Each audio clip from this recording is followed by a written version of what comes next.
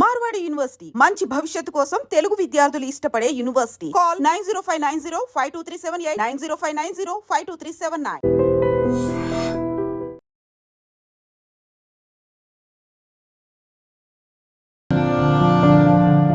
జమ్మూ కాశ్మీర్ పహల్గామ్లో జరిగిన ఉగ్ర దాడి ఘటనలో ప్రాణాలు కోల్పోయిన వాళ్ళలో విశాఖపట్నానికి సంబంధించినటువంటి సత్య చంద్రమౌళి గారు కూడా ఉన్నారు. మీ అందరికీ తెలిసిన విషయమే. ఈరోజు విశాఖలో అధికారిక లాంఛనాలతో ఆయన అంత్యక్రియ కార్యక్రమాలు కూడా జరుగుతున్నాయి.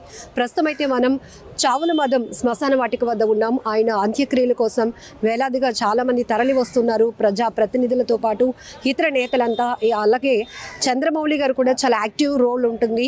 SBI రిటైర్డ్ ఉద్యోగి అయినప్పటికీ కూడా ఆయన చాలా వాకర్స్ క్లబ్ అసోసియేషన్స్లో కూడా చాలా యాక్టివ్గా ఉన్నారు. అలానే విశాఖ నుంచి 6 పహల్గామ్ వెళ్ళిన వాళ్ళు కూడా మనతో పాటు సార్ కూడా ఉన్నారు. ఒక్కసారి మాట్లాడదాం సార్. ఆ రోజు అసలు ఏం జరిగింది? 1 గంట ప్రాంతంలో మేము అదే మినీ స్విట్జర్లాండ్ అని చెప్పి ప్లేస్ ఉన్నది పహల్గామ్ మీద కొండ మీద. అక్కడికి వెళ్ళాము. వెళ్ళేసరికి అక్కడ మేము ఎంట్రన్స్లో నుంచి దూరంగా వాష్రూమ్ తిరిగి వెళ్ళి సర్లీ మొహం కడుకుని వచ్చేసరికి ఈ ఎంట్రన్స్ దగ్గర సౌండ్స్ వినిపిస్తున్నాయి, తుపాకీ పేలిన సౌండ్స్. ఏంటో అనుకున్నాం. తర్వాత 2-3 నిమిషాలకి తెలిసింది అదేంటంటే టెర్రరిస్టులు ఫైరింగ్ చేస్తున్నారని. సో పరిగెట్టి వచ్చాడు. బయట పారిపోవడం కూడా వీల్లేదు, ఎందుకంటే అక్కడ అంతా కార్టన్ అయ్యి ఉన్నది. ఇది గ్రిల్ వేసి ఉంది. ఒక చిన్న కుక్కలు దూరినంత వెంట చిన్న ఉంటే దాంట్లోంచి అందరం పోటీపడి బయటకు వచ్చేసరికి మాకు ఎదురంగా, అంటే అంతవరకు లోపల ఉన్న టెర్రరిస్ట్ ఒకడు బయటకు వచ్చేసి మాకు ఎదురంగా వచ్చి సిట్ డౌన్ అన్నాడు. సిట్ డౌన్ అనేసరికి అతను పాపం కూర్చుండిపోయాడు. అంటే సిట్ డౌన్ కదా, మా గ్రూప్ అంతా లేమమ్మా, ఎవరు మౌలి నేను ఉన్నాము. ఈ ఆడవాళ్ళు వేరు దిక్కులో ఉన్నారు. సో వాడు అనేసరికి అతను కూర్చుండిపోయేసరికి ఇక వాడు నా పేల్చేస్తే నేను పరిగెడితే వాడు వెంటనే వెనకని సౌండ్ వినిపించింది టప్మని. సో మా మిస్సెస్ అయితే చూసింది అతను కాల్చడం. సో అక్కడి నుంచి పారిపోవడం, ఎవరి వాళ్ళే పరిగెట్టి తర్వాత మధ్యలో కలిసి మేము కిందకి చేరేసరికి 3 గంటలు అయింది. రాత్రి 10 గంటలకి మాకు విషయం తెలిసింది ఇతను చనిపోయాడని. సో బాడీని ఐడెంటిఫై చేసాం. చేసిన తర్వాత ప్రభుత్వ లాంఛనాలతో వాళ్ళు పంపించారు. మేము అదే నెక్స్ట్ డే బయలుదేరి జమ్మూ నుంచి ఢిల్లీ టు విశాఖపట్నం చేరుకున్నాం. సార్, మీకు టాయిలెట్స్ దగ్గర ఉన్నప్పటికే మీకు తుపాకుల సౌండ్స్ అనేవి అప్పుడే వినిపించాయి. కానీ ముందేంటంటే మేము ఇలాగ టెర్రరిస్ట్ పేస్తారు అనుకోలేదు. సో తర్వాత తెలిసింది టెర్రరిస్ట్ కాల్చేస్తున్నారు. లేదమ్మా, గత 30 ఏళ్ళకి లేదని వాళ్ళే చెప్తున్నారు అక్కడ లోకల్ వాళ్ళు. అలాగే లేదని ఇదే ఫస్ట్ టైం. లేదమ్మా, ఇదే ఫస్ట్ టైం వాళ్ళు. లీడ్ కూడా అదే చంద్రబాబు గారే, అతనే ప్లాన్ చేశారు ఇదంతా. దురదృష్టం ఒకటి వెంటాడింది. మిడిల్ లో మీరు డ్రాప్ అయిపోవాలి అనుకున్నారా సార్? మధ్యలో మేము అయిపోదాం అనుకున్నాం, నేను మా మిస్సెస్ కూడాను. మరి వెళ్ళలేము, గుర్రాలతో ప్రయాణం చేయలేమని. కానీ చంద్రబాబు గారి ప్రోత్సాహం వల్లనే అక్కడి నుంచి పైకి వెళ్ళడం జరిగింది. వాళ్ళ మిస్సెస్ కూడా వద్దు, నేను ఇక్కడ రాళ్ళు ప్రయాణం చేయలేనన్నా వినుకోకుండా అతనే కొద్దిగా ఏంటంటే ఇంతవరకు వచ్చి చూడకపోతే మరేంటని చెప్పేసి బలవంతం చేసి వెళ్ళమైంది. అందరం వెళ్ళాం. ఎంజాయబుల్గా మౌలి గారు అతనికి మృత్యువు లాగినట్టు అనిపించింది. అంటే ఇదంతా చూస్తే అలాగ అనిపిస్తుంది మాకు. సో ఆ టైంకి మరి అతను చనిపోవడం జరిగింది. సార్, ఇవి ఐడి కార్డులు మొత్తం పేరు అడగడం జరిగాయి అంట. మేము కూడా అక్కడ వాళ్ళు చెప్పగా వినడమే కానీ మా దగ్గర కదా, ఎందుకంటే చాలా దూరంలో జరిగాయి అవి. జరిగిన తర్వాత మేము అక్కడే వాళ్ళ డిస్కషన్లో అక్కడ కాల్పులు ఇవన్నీ జరిగితే వాళ్ళు ఏడుపులు రొదలు గట్ట వింటుంటే ఏం జరిగిందని మేము చాలా దూరం నుంచి చూసాము అదంతా ఒకే మైదానంలో. సో అప్పుడు ఎప్పుడైతే జనాలు మా వైపు పరిగెట్టుకుని వస్తున్నారో, ఎందుకంటే వాళ్ళు బయటికి వెళ్ళే ఛాన్స్ కూడా లేదనమాట. సో పరిగెట్టేస్తే మాకు అర్థమైంది టెర్రరిస్ట్ కాల్స్తుందని చెప్పారు. అప్పుడు మేము పరిగెట్టి ఒక చిన్న మార్గం ఉంటే ఆ మార్గం ద్వారా బయటపడతాం. పోలీసు వాళ్ళు ఒక అరగంట తర్వాత మేము కింద దిగేటప్పుడు పోలీసులు కనిపించారు. మేము కూడా వీళ్ళకి టెర్రరిస్టులను అనుమానం బయటపడ్డాము. ఎవరికి వారే పరిగెట్టారు. అక్కడ ఏమి సెక్యూరిటీ లేదు. మేము ఎందుకంటే వాళ్ళు కూడా ఇంచుమించు మిలిటరీ డ్రెస్లోనే కనిపించారు మాకు. అది జరిగింది. ఒక్కసారిగా చాలా ఒక్కసారిగా భయంకరమైన వాతావరణం. మనం నిర్ణయం తీసుకోవడానికి కూడా ఏమి మైండ్ కూడా చేయని పరిస్థితిలో ఉన్నాం. అంటే మౌలి గారు పరిగెత్తలేకపోయారు, ఆయన హెల్త్ పరిగెత్తలేకపోయారు. తర్వాత ఇంకోటి ఏంటంటే అక్కడ కూర్చుంటే వదిలేస్తారేమో అని అనుకుని ఉండొచ్చామా, మరి మనం చెప్పలేం కదా అది. సో మేమేంటంటే ఎలాగ కాల్ చేస్తారు కాబట్టి పరిగెట్టిన కూర్చున్నా ఒకటే ఫలితం కాబట్టి మరి మేము పరిగెట్టాం. సో ఒకటి మా వెనకను వాడు పడలేదు, పడితే మేమేం తప్పించుకునే పరిస్థితి లేదు అక్కడ. కేవలం ఆడవాళ్ళని మాత్రం ఆడవాళ్ళని చిన్నపిల్లల్ని విడిచిపెట్టారు, మగవాళ్ళని అందరినీ కాల్చి కనిపించిన వాళ్ళందరూ కాల్చి విచక్షణ రథ కాల్చారు. సినిమాల్లో చూస్తాం ఇలాంటి సీన్స్, అవి క్రియేటివ్ అయినా కూడా భయపడతాం, కానీ వాస్తవంగా మీరు చూసినప్పుడు అది కూడా ఒక లేడీ అయి ఉండి ఏంటి అసలు సిచ్యువేషన్? అక్కడ ఆ చప్పులకే మేము అసలు ముందు వణికిపోయామండి. ఏం జరుగుతుందో మాకు అర్థం కాలేదండి. ఈయన చెప్తున్నారు, అమ్మో ఇక్కడ ఏదో అటాక్ అవుతుంది వెళ్ళిపోవాలి అని అన్నారండి. అంటే మేము నమ్మటం లేదండి. అంటే ఇక్కడ ఎందుకు జరుగుతుంది అన్న మాకు అస్సలు అలాంటి ఆలోచన కూడా మాకు లేకపోవడం వల్ల మేము నమ్మలేదండి. అసలు అక్కడ ఉన్న వాతావరణం అలాంటి ఆలోచన అవకాశం లేదు. పోలీసులు అండి ప్రతి ఏరియాలో కూడా ఎంత ఎక్కువ మంది ఉన్నారు, ఎంతమంది ఆర్మీ వాళ్ళు తిరుగుతున్నారు అనేది చెప్పలేమండి. పాపం క్రిందంతా కూడా కంప్లీట్ పోలీసుల అండర్లోనే ఉందనే చెప్పాలి. చాలా ఎక్కువ మంది ఉన్నారు. ఈ పైన ఒక్క దగ్గర మాత్రం పెహల్గామ్, ఈ మినీ స్విట్జర్లాండ్ అనే దగ్గర ఎందుకు పోలీసులు ఆ టైంలో లేరు అన్నదానికి మరి మాకైతే అర్థం కావటం లేదు. ఎందుకంటే ఒక్క పోలీసు ఉన్నా కూడా ఆయన తప్పకుండా ఆయన్ని ఎదిరిస్తాడు. ఇంకొకరు ఎవరో వాళ్ళు ఆపుతున్నారంటే వాళ్ళు కూడా తగ్గుండే వాళ్ళండి. వాళ్ళకి అవకాశం లేదు.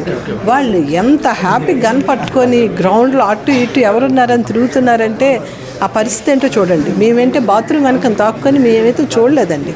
వాళ్ళు ఇలా తిరుగుతున్నారని కూడా నేను నోటీస్ చేయాలి. ఏం మాకు చెప్తున్నారు, వాళ్ళు తిరుగుతున్నారు. వాళ్ళకని ఇటువైపు రావడం మొదలు పెడితే మనం ఇక్కడి నుంచి పారిపోవాలని నేను దారి వెతికారు. శశిధర్ గారు నోటీస్ చేసి మీకు చెప్పిన వెంటనే అసలు ఏమనిపించింది? చెప్తే మాకు భయంతో అదేంటి అంటే ఇలాగా అసలు ఏం జరుగుతుందని ప్రమాదం అన్నారు ఒక్కటే మా బరువు రిసీవ్ చేసుకుంది. ఆ తర్వాత ఇంకేంటి మాకు తెలియటం లేదు. అంటే వాళ్ళు ఎలా చెప్తుంటే అలాగూ మూవ్ అవుతున్నాం అంతే. ఇక్కడ ఒక ఫెన్సింగ్ కింద చిన్న దారి ఉంది, అటు పారిపోవాలని. ఎందుకంటే ఆ బాత్రూమ్ మెయింటైన్ చేసిన అబ్బాయి ఆ కింద నుండి పారిపోయాడు. అందుకని అది దారి అని ఈయనకి అర్థమైంది. ఆ వెంటనే ఈయన పరిగెట్టారు అటువైపు. ఈయన పరిగెట్టేటప్పటికేమో ఆ వెనక్కి మిగతా మగవాళ్ళు కూడా దూరారండి. ఆడవాళ్ళు మగవాళ్ళు ఇంకో 4-5 ఫ్యామిలీలు వాళ్ళందరూ దూరారండి. కొంచెం అందరికీ వెనక్కి నేనే ఉండిపోయానండి. నాకంటే ముందు మౌలి గారు దూరారండి. ఆయన ఫోన్ పడిపోయింది అనుకొని ఆ ఫోన్ తీసి ఆయనకు అందించాను. నేను నిలబడలేకపోతున్నాను అని కొంచెం లేపరా అండి అని ఆయన అడిగాను. ఆయనే నన్ను లేపారండి. లేపినాక అటువైపు పరిగెట్టామండి. వాగు చిన్న దాటుకొని ఆ చెట్ల చాటుకి పరిగెట్టామండి. పరిగెట్టడానికి ఒక 100 అడుగులు కూడా వేయలేదండి. కాకపోతే ఆయన ఒకవైపు అయిపోయారు, మేము ఒకవైపు అయ్యామండి. అవ్వడంలో మేము ఎంత 5 నిమిషాలు ఎంతసేపు మేము పరిగెట్టామో మాకు తెలియదు, కానీ వాడు 1 నిమిషంలో మా కళ్ళెదురుగా వచ్చేసాడండి. సడన్గా వచ్చేసాడండి. కరెక్ట్ మౌలి గారు ఎదురుగా వాడు ఉన్నాడు. వాడు ఉండేటప్పుడు నాకు లేలుగంటే ఈ చెట్టు పక్కన కనిపిస్తుంది, కానీ నేను అటు తిరగలేదు, చూడలేదు, కళ్ళు తిప్పి. నా పక్కన ఆవిడ కొంచెం ధైర్యం, ఆవిడ ఇలా ఒంగోని చూసారండి. చూసేటప్పటికి వాడు బయట అనడం ఆవిడకి అదొకటి వినిపించింది. అప్పటికే మీకు గన్ షాట్స్ వినపట్టాయి మీ టాయిలెట్స్ దగ్గర ఉండేటప్పుడు. అది 10, 15, 20 ఎన్ని వినిపిస్తాయి. ఎలా దడ కాలుస్తున్నారండి. వాడు గ్యాప్ ఇవ్వటం లేదు అసలు. ఏంటి ఇలా పీల్చేస్తున్నారని ఎలాగా వణికిపోతున్నామంటే గొంతు తడారిపోయింది, మాట రాదు, తడొచ్చేస్తున్నది, కాళ్ళు వణికిపోతున్నాయి. ఇంకా నేనైతే అడుగులు వేయలేకపోతున్నాను, నేను నడవలేను, నన్ను వదిలేయండి అంటున్నాను. ఇంకా అది మరి నేను మీకు అది ఎలా చెప్పాలో కూడా నాకు తెలియటం లేదండి. అంత దీనిగా ఉందండి. షాక్ మరి చాలా ఇంకా అయిపోయింది మా లైఫ్ ఇక్కడితో సరేనా అనుకున్నామండి. అది ఎందుకంటే ఆయన చంపేసి మా వైపు 2 అడుగులు వేశాడండి. ఆ డేట్ కన్ఫర్మ్ వీళ్ళిద్దరే ఆడవాళ్ళు ఉన్నారన్నది వాడు కనిపించడంతో వాడు మరి మా వెనక ఇంకా ఇళ్ళ వైపు వెళ్ళకుండా వెనక్కి తిరిగాడండి. మళ్ళీ గ్రౌండ్ వైపు వాడు వెనక్కి వెళ్ళాడండి. అందుకు మేము బ్రతికాము. అదొకటే అక్కడ జరిగింది. మౌలి గారికి స్టంట్స్ వేయటం వల్ల కాస్త ఆయనకి హెల్త్ కూడా సపోర్ట్ అంటే అలాగే లేదండి. వాళ్ళు ఆయన వాకింగ్ చేస్తారు రెగ్యులర్గా, చాలా యాక్టివ్గా ఉంటారండి. కేవలం ఆయన కూడా భయం వలన ఆ షాక్లో కొంచెం కొంచెం స్లో అయ్యారని నేను అనుకుంటానండి. ఎందుకంటే మామూలుగా ఆయన చాలా ఫిట్గా ఉంటారు, చక్కగా నడుస్తారు, మంచి ఫుడ్ హ్యాబిట్స్ అండి. ఆయనకి ఎలాంటి హ్యాబిట్స్ లేవు. ఇప్పుడు 70 years అయినా కూడా ఆయన చాలా యాక్టివ్గా ఉంటారండి. టూర్లో కూడా మాకు అన్ని విషయాలు హెల్త్ పరంగా కూడా మాకు చాలా ఎంకరేజ్ చేస్తారు. టెర్రరిస్టులు ఏమైనా చెప్పే ప్రయత్నం కానీ మాట్లాడే ప్రయత్నం ఏదైనా చేశారా? ఏమీ చేయలేదు అంటే చేశారో లేదన్నది కూడా మాకు తెలియదండి. వాళ్ళు ఎంటర్ అయిన ప్లేస్కి మాకు చాలా దూరం కాబట్టి మాకేమీ తెలియదండి.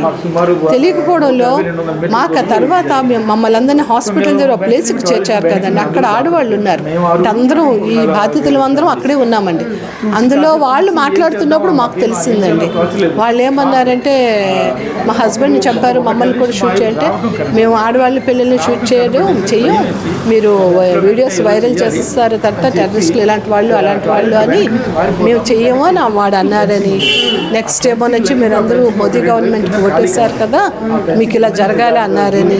నెక్స్ట్ మీరు ముస్లిం అని కూడా అడిగారని వాళ్ళు చెప్తున్నారండి. కానీ ప్రత్యక్షంగా మాత్రం మేము వాళ్ళ మాటలు అయితే వెళ్ళలేదండి. కానీ మా దగ్గరికి అయితే మాత్రం వాడు గన్ పట్టుకొని వచ్చేసాడు. అక్కడి నుంచి మీ అందరిని ఒక హాస్పిటల్కి తీసుకెళ్ళినప్పుడు ఈ ఎవరైతే హనీమూన్ కోసం వచ్చిన కప్పులు ఎవరైతే ఉన్నారో, భర్తను కోల్పోయామే, అసలు బాబుతో తల్లి చూసామండి. వాళ్ళందరూ మా ఎదురుగానే ఉన్నారండి. వాళ్ళ పక్క ఆ ఏడుపుని చూసి నేను వణికిపోతున్నానండి. ఈయనేమో మిగతా వాళ్ళు వెతుకుతానని ఈయన వెళ్తా అన్నారు. నేను ఈ చైన్ పట్టుకొని వదలటం లేదండి.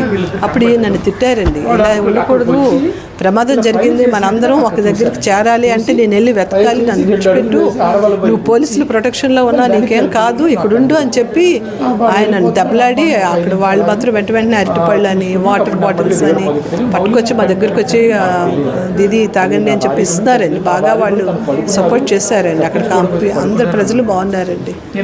వీళ్ళు ఎక్కడి నుంచి మా పాలు మృత్యుదేవతల్లో వచ్చి పడ్డారో మాకు తెలియదు. కానీ ఎంత సరదాగా జరిగిన ఘటనలో ఒక్క 5 నిమిషాలు తారుమారు అయిపోయిందండి అంతా. ఆ ప్రమాదం అంతా మాకు ఊహించలేకపోయాం. ఆవిడైతే అసలు షాక్ అయిపోయి మౌలి గారికి పర్వాలేదు కదా అని ఆవిడ అడుగుతూనే ఉన్నారండి. అప్పటి వరకు మీరు ఆయన మిస్ అయ్యారు, ఆయన మిమ్మల్ని కలుసుకుంటారండి. మేమైతే ఆవిడకి ఏం చెప్పాం, ఆయన పడిపోయారు, ఆయనకి ఏదో చిన్న దెబ్బ తెగిలి ఉంటుంది, ఏం కాదు, మరి ఆయన కోసం మనం వెనక్కి ఇప్పుడు వెళ్ళలేము, ఆడ అక్కడ ఉన్నాడో లేదో మనకు తెలియదు కదా, కాల్పులు అయితే వినిపిస్తున్నాయి, మనం ఇక్కడి నుంచి ముందు మనమైనా తప్పించుకుంటే ఆ తర్వాత ఆయన మనం ఏదో ఒకటి చేద్దామని ఆవిడని పట్టుకొని బలవంతంగా మేము కిందకి దించేసామండి. మాకు చాలా కష్టమైపోయింది.